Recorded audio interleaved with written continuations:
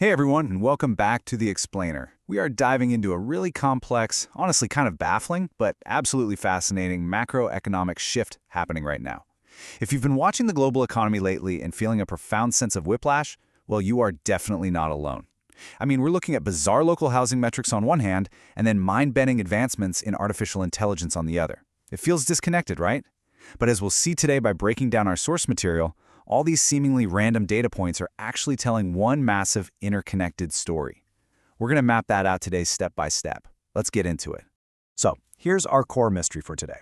How on earth do Toronto real estate, staggering U.S. national debt, and Elon Musk's humanoid robots all point to the exact same investment strategy?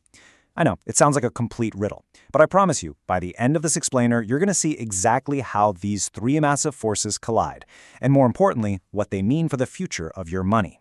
Let's start connecting the dots. All right, Section 1, Canadian real estate shifts. To make sense of the global picture, we actually got to start local, looking at the really confusing signals coming out of Canadian real estate market right now, specifically in Ontario. Our sources use this brilliant phrase to describe it, a beach ball held underwater. You see, overall sales transactions are incredibly low right now, but at the same time, listings aren't exactly shooting up either. So it's stagnant, but there is this intense pent-up pressure just sitting there. You've got this massive cohort of first-time buyers and investors just hovering on the sidelines. And making things even weirder is government intervention, like the new HST rebate for new construction. Because that rebate has a strict deadline attached to it, it's artificially pulling first-time buyer demand forward so they can beat the clock. When you manipulate a market from the top down like that, you mess with the natural dynamics, and it builds up that underwater pressure even more. Now get a load of this demographic paradox, because it perfectly illustrates that underwater pressure. If you just glance at the headlines, they'll tell you Toronto's population actually shrank by 1,000 people last year. But that is incredibly misleading if you don't look at the underlying data. We're seeing top 5 in North America levels of net international immigration coming in. That's over 54,000 people. But at the exact same time, we've got a staggering negative 77,000 in domestic migration. What that means is 77,000 locals literally packed up and left the city for places like Alberta. People in capital go where they're respected, right? The soaring cost of living is driving locals out, while this massive international inflow keeps the overall density super high. Which brings us to Section 2. Taxes, debt, and brain drain. Okay, so local shelter costs are already squeezing people. But when we zoom out to the macroeconomic level, it gets a whole lot worse.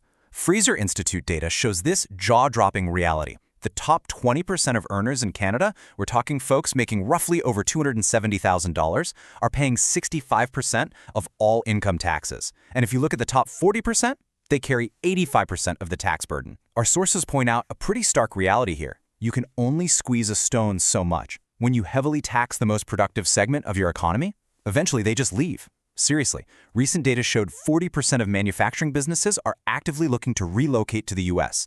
It is a structural brain drain and capital flight entirely driven by fiscal policy.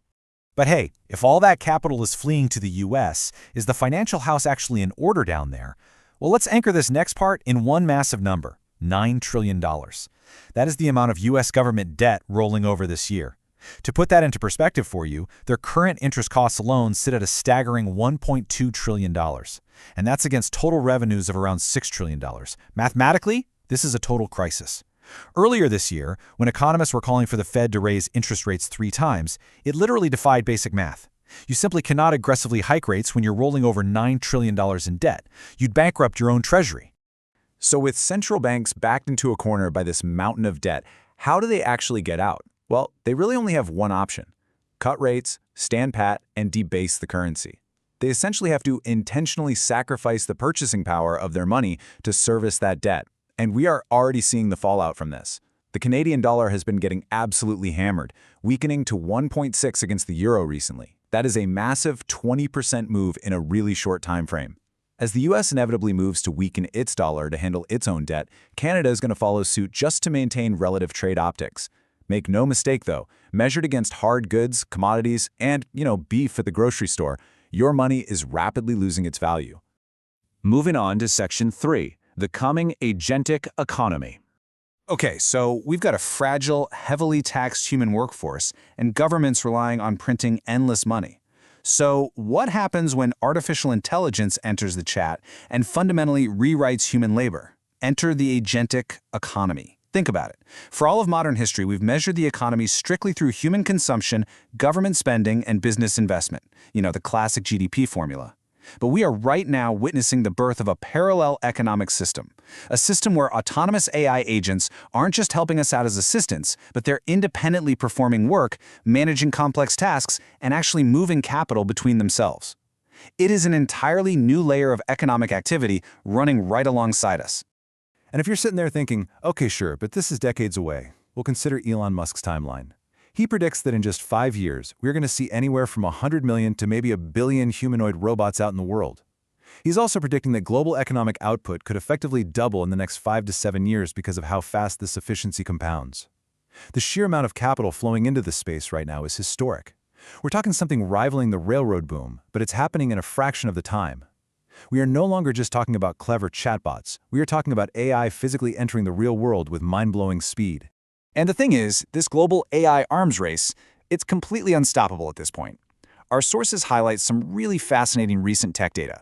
China just released an open-source model called Kimi 3, and it actually took the #1 spot on the front-end code arena, rivaling and even beating top US models. The wildest part? Because of trade bans on those advanced NVIDIA chips, they managed to achieve this using standard accessible stock hardware. Meanwhile, the US is tangled up in complex political and regulatory hurdles trying to build new data centers. Now, the point here isn't to pick sides geopolitically. The point is recognizing that if one region decides to hit pause on AI development, another region is just going to compound their progress so fast that the gap will become unbridgeable. The tech is advancing, and there is no putting the genie back in the bottle. Finally, Section 4, Finding Scarcity in Abundance. So, let's tie this all together. If AI is going to create infinite digital abundance and take over the jobs humans used to do, all while central banks print endless currency to cover their massive debts, how on earth do you protect your wealth? Our sources identify 3 foundational investment pillars for this wild future we're heading into. First up is energy. You need astronomical amounts of power to fuel all this AI compute. Second is intelligence.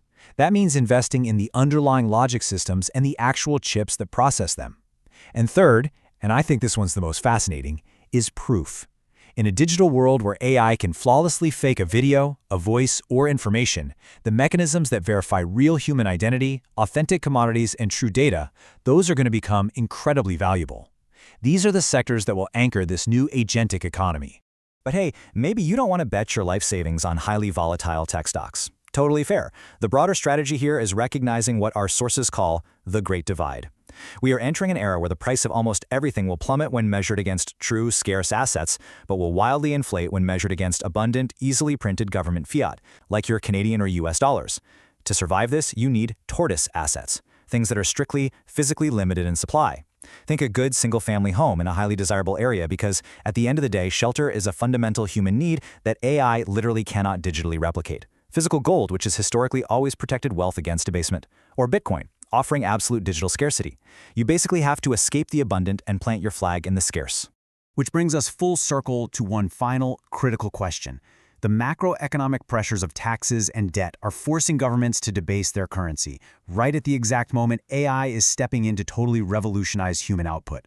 The rules of the game are changing so incredibly fast, so as this agentic economy takes over and digital abundance becomes our new normal, what scarce assets are you holding on to? I highly encourage you to take these insights today, take a hard look at your own portfolio, and ask yourself that exact question. Thanks so much for focusing in with me for this explainer, and keep learning.